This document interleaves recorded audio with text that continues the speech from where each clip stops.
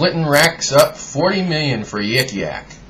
It was reported in today's Washington Post that over the last 6 years, former President Bill Clinton has racked up a cool $40 million in honorariums for speeches from groups seeking motivation to slumlords, aka the National Association of Landlords. Those Yick-Yack to by Clinton, the Post reports, have also been a very generous source of aid to his wife's political aspirations. The Wall Street investment firm of Goldman Sachs paid the former president $650,000 for a yick and forked over another $270,000 to Hillary's campaign coffers. I guess that's a yak. Citigroup ponied up $250,000 for a speech and $320,000 in Hillary bucks. The group also pledged $5.5 million to Clinton's global initiative.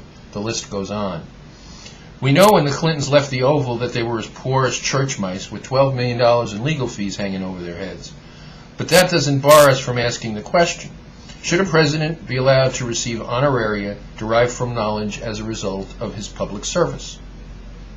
The President of the United States, before and after his or her term expires, is privy to information that could lend to government contracts, monetary policy, or affect domestic or foreign policy. Such information may benefit a private sector entity privy to such knowledge.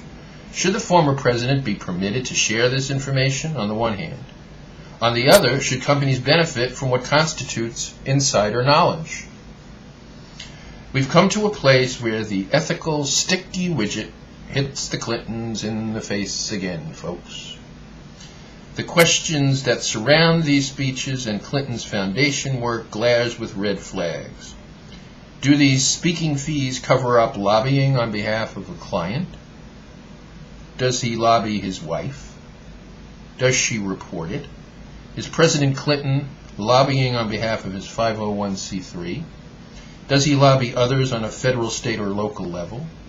Does he file the necessary disclosure statements detailing on whose behalf he performs governmental relations activities? And what part of this honorarium constitutes payment for these services? The honorarium Yick-Yack raises even larger questions if the former president persists in these activities once his wife occupies that big chair at 1600 Pennsylvania Avenue. The Clintons cured possible ethical improprieties by dissolving a blind trust and converting his assets into cash last year. On her Senate disclosure form, Mrs. Clinton lists assets that are wholly owned by her husband. However, wouldn't these holdings compose part of community property in a divorce or be inheritable upon the president's death? I don't know. I don't practice law anymore, so I don't have any answers. What I do know is that President Clinton can't engage in the practice of law, or at least until his suspension ends. Yet he is free to speak and trade on information that was imparted or may be imparted if his wife is elected president. My cynical side smells something foul. By the way, let's talk about slumlords for a minute.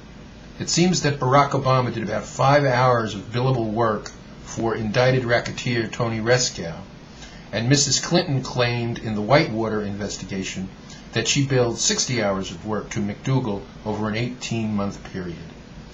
Would Hillary like Ken Starr to take his old job back? Have we just hit upon Yick-Yack Gate? This is Joe Garcia for reform.squarespace.com. reform.squarespace.com. Thank you and have a good evening. Bye.